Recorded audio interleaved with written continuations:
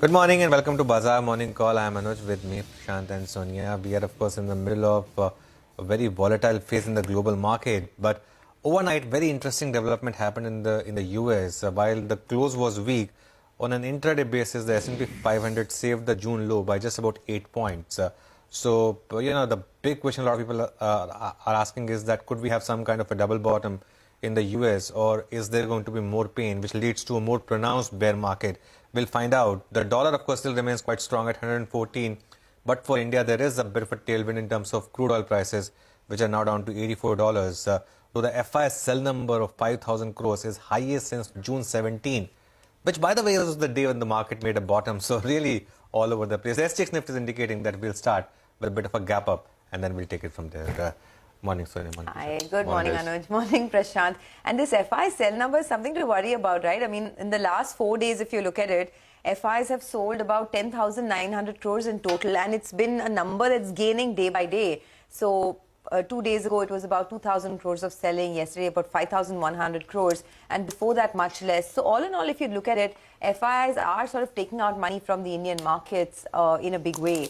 And I guess no surprises there because, you know, as Anuj was also pointing out, there's a large global rout that we're looking at.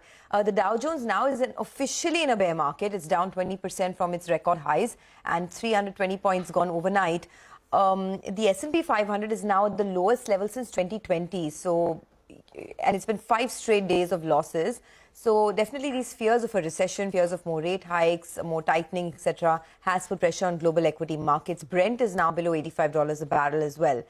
For our own markets, we've hit that 2-month low. Do you think that the market could now play catch up? There could be incremental outflows from India because it hasn't happened up until now. Is that a big worry? Yeah, that could be a bit worry, but Sonia, the price action of yesterday is indicating that if yesterday's low holds, it can be a reasonable low if it holds, because that was a 200-day moving average. The market bounced right from the 200-day moving average on the Nifty. So normally you defend the first test of 200-day moving average in an uptrend. Even if 2 weeks later, 3 weeks later, 1 month later, even if you have to revisit that and break it, or maybe break it 2 days later for all you know. But the point here is that 2 or 3 points. First is because yesterday's bar, the red bar was so big, any rally today in the first hour would be vulnerable to be sold into because there will be a lot of people who will be stuck with long positions. So what happens today is that the first gap up, perhaps you don't want to chase because it could be, as I said, vulnerable to be sold into. But then you see if it's holding yesterday's low. Holding yesterday's low and holding the first hour low. If that happens, then I think we could be in for, at least on an intraday basis, some short covering because of the kind of shorts that we have in the system. If, however, yesterday's low is gone, in that case, you should shift focus to the 200-day exponential moving average and the 200-day simple moving average. That zone is 16,900 to 17,000. That simple zone. And that is, my sense is, there will be a lot of effort to at least defend that. Yesterday in the decline, the FIs actually covered some shorts by about 10,000 contracts. There's still 90,000 shorts in the system. So let's see whether they cover or not. I think the index to track today is the Nifty Financial Services. It's Tuesday, weekly options expiry today. So expect a lot of volatility in the HDFC twins, the Bajaj twins, Kotak, ICICI, these kind of names. We'll discuss that going forward. On the bank Nifty, it's likely to open in the resistance zone, 20 and 50-day exponential moving average, which is 38,750 to 40,000. And keep an eye on the market breadth because for the last couple of days, there's a lot of pain in the portfolios. The market breadth for the last couple of days has been very poor. Yesterday it was 1:10. So that is, I think, more important than just tracking the Nifty. Prashant, hi. Anuj, hi. Sonia, hi. I mean, so it's more of the same, right? There is global market pressure and it's led by financial conditions tightening, expectations of rate hike, recession fears, all of that. But what I'm going to do today is just highlight 3 points which tell you why many global market indicators measured by different things are actually flashing red, right? So let me just start with the first one. The US 5-year real yield is at the highest level since 2008. I mentioned 2008 because this was the global financial crisis. Now, you can argue about how you calculate the real yield in terms of the deflator, etc. But by some measure, the 5-year real yield is at the highest since 2008. Point number one. Point number two, US Treasury market liquidity, this is a Bloomberg indicator, is now almost as low. This is the largest, most liquid market in the world, right? A bond market in the world.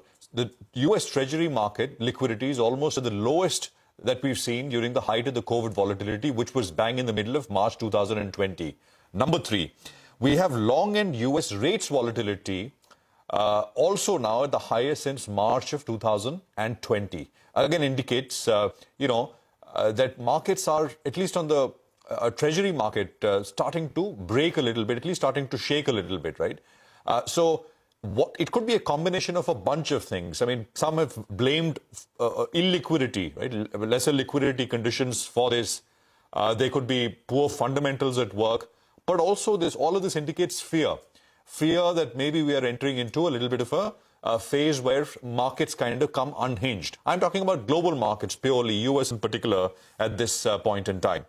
Now come to the US market, equity market. So, the S&P 500 just 8 points shy of the June lows, but for all practical purposes, we're almost there, right? We're at the June lows.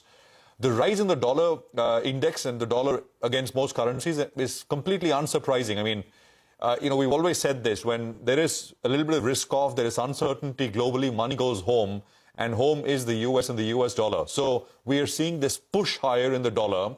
And by the way, there could be these momentary pullbacks. Things get stretched on equities lower, dollar higher, and they could pull back. But, for a durable trend reversal, I don't see very much by way of a reason at this point in time. As I said, momentary pullbacks cannot be ruled out. The dollar itself has seen the largest two-day rise. This is the Bloomberg Dollar Index, has seen the largest two-day rise since March 2020. Actually, I mean, if anything, it's surprising that the Nasdaq outperformed the S&P last night. It could be, again, a function of the fact that the Nasdaq has done much more poorly. But tech is the one area which gets hit when yields move higher. And the nominal 10-year moved up almost 25 basis points in a single session, just short of 4%. Could you see, with these kind of things, could you see some amount of the risk of financial stability? Instability rather, coming into the picture? It's possible, right? Markets have gotten used to some kind of government intervention. We're already seeing that, by the way.